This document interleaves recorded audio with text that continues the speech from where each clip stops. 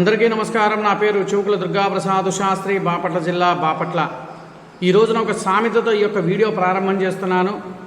ఆడలేక మధ్యల దరువు మీద పడ్డట్టు సామెత మనందరం కూడా విన్నాము. పూర్వీకులు మన పెద్దవాళ్ళు అంటూ ఉండుంటారు. అంటే మనం చేయలేము, పక్కవాడు చేస్తే చూసి ఊరవలేమనే తత్వంతో ఉండేవాళ్ళని ఆడలేక మధ్యల దరువు మీద పడ్డారు అని చెప్పని అంటారు.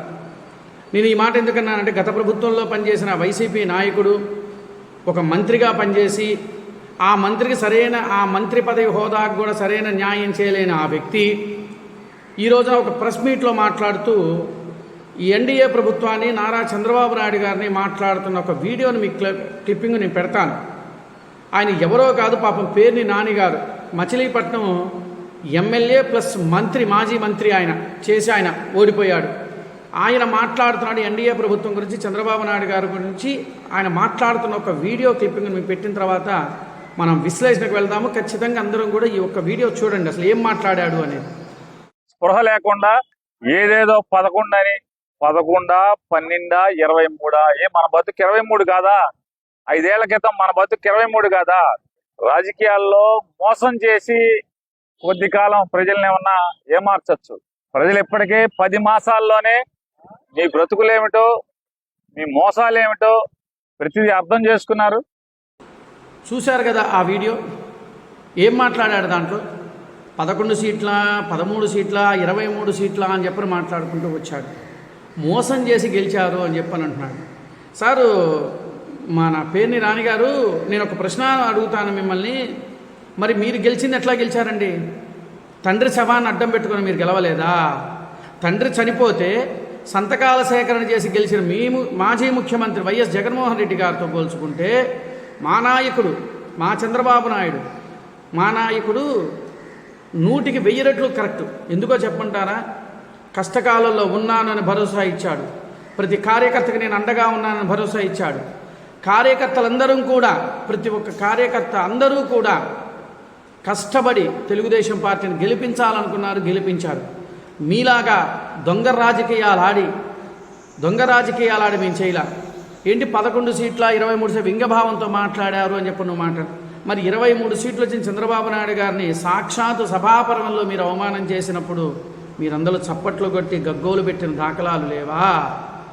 ఇంకో ప్రధాన అంశం నేను మిమ్మల్ని అడుగుతున్నా. మీరు ఆర్టీసీ శాఖ మంత్రిగా మీరు పనిచేశారు. మరి మీ ఆర్టీసీ బస్సుల్లో కాలం చెల్లిన బస్సులు ఎందుకు తీసేయలేకపోయారు? మీరు మీ కొత్త బస్సులు ఎందుకు కొనుక్కురాలేకపోయారు? ఆ యొక్క ఆర్టీసీ సిబ్బందికి సరైన వేతనాలు కానీ, సరైన అలవెన్సులు కానీ ఎందుకు మీరు కల్పించలేకపోయారు? ఏ రోజున అసెంబ్లీకి వచ్చి అసెంబ్లీలో మీరు తీసుకున్న మంత్రి పదవికి ఏ రోజైనా న్యాయం చేకూర్చారా? రాష్ట్ర ముఖ్యమంత్రి అయ్యుండి కూడా మాజీ ముఖ్యమంత్రి జగన్మోహన్ రెడ్డి గారు కూర్చొని ఏ రోజున ప్రజల సమస్య గురించి మాట్లాడా? లేదా కంపెనీల గురించి మాట్లాడా? దేని గురించి మాట్లాడాలని చెప్పి ఈ రోజున మీరు మా ఎన్డీఏ ప్రభుత్వం గురించి విమర్శిస్తున్నారు? కనీసం మాట్లాడే ముందు ఆలోచన ఉండాలి మనకి. మనం మైకు దొరికింది కదా, మనం మాట్లాడుతున్నాం కదా అంటే కుదరదు. మరి అప్పుడు ఆ రోజున మాట్లాడుతున్నప్పుడు మీరందరూ మాట్లాడుతుంటే ఒక రాష్ట్ర ముఖ్యమంత్రి అయ్యుండి ఖండనివ్వకపోగా ఎంకరేజ్మెంట్గా నవ్వుకుంటూ, సభాపర్వంలో నవ్వుకుంటూ ఇకలికలు పక్కపెక్కలు చేసుకుంటున్నారా? రాష్ట్ర ప్రజాధనాన్ని దుర్వినియోగం చేసిన మీ దానికన్నా ఎన్డీఏ ప్రభుత్వంలో చంద్రబాబు నాయుడు గారు వీళ్ళందరూ కూడా కలిసికట్టుగా ఒక సిస్టమేటిక్గా వెళ్ళి రాష్ట్ర ప్రజలను అభివృద్ధి పదంలోకి తీసుకెళ్లాలన్న సంకల్పంతో, దృఢ సంకల్పంతో ఉన్నారే తప్ప మీలాగా దాచుకోమనే సామెత్వం మా దగ్గర లేదండి. కష్టపడి ప్రతి ఒక్క కార్యకర్త ఇవాళ స్టిల్లింగ్ ఈ రోజు వరకు కూడా, ఈ రోజు కాదు ఎప్పుడైనా సరే తెలుగుదేశం కార్యకర్త నీతిగా నిజాయితీగానే బతుకుతామే తప్ప మీలాగా అడ్డదారులు దొక్కే రకాలైతే మేము కాదు. ఒకటి గుర్తుపెట్టుకుని, ఎన్డీఏ ప్రభుత్వాన్ని విమర్శించేటప్పుడు గత ప్రభుత్వంలో మనం ఏం చేశాము, మన శాఖలకు మనం న్యాయం చేకూర్చాము. ఏ శాఖకు సంబంధించిన మంత్రి, ఏ శాఖకు సంబంధించిన మంత్రి అయినా సరే ఆ శాఖలకు సంబంధించినందుకు న్యాయం చేకూర్చారని ఒక్కసారి ఆత్మ పరిశీలన చేసుకోండి. ఈరోజు ఏదో వచ్చేసి చంద్రబాబు నాయుడు మీరు ఏ రోజు కూడా రాష్ట్ర ప్రయోజనాల దృష్ట్యా ఏ రోజు కూడా అసెంబ్లీలో కానీ ఎక్కడా మీరు మాట్లాడాల. చంద్రబాబు నాయుడు గారిని, లోకేష్ బాబుని, పవన్ కళ్యాణ్ని ఇష్టానుసారంగా మాట్లాడటం కోసమే కేవలం మీరు అసెంబ్లీ సమావేశాలకు వచ్చారే తప్ప రాష్ట్ర ప్రయోజనాల దృష్ట్యా మనం మాట్లాడాలి, రాష్ట్ర అభివృద్ధి పరచాలని మీరు మాట్లాడాలి.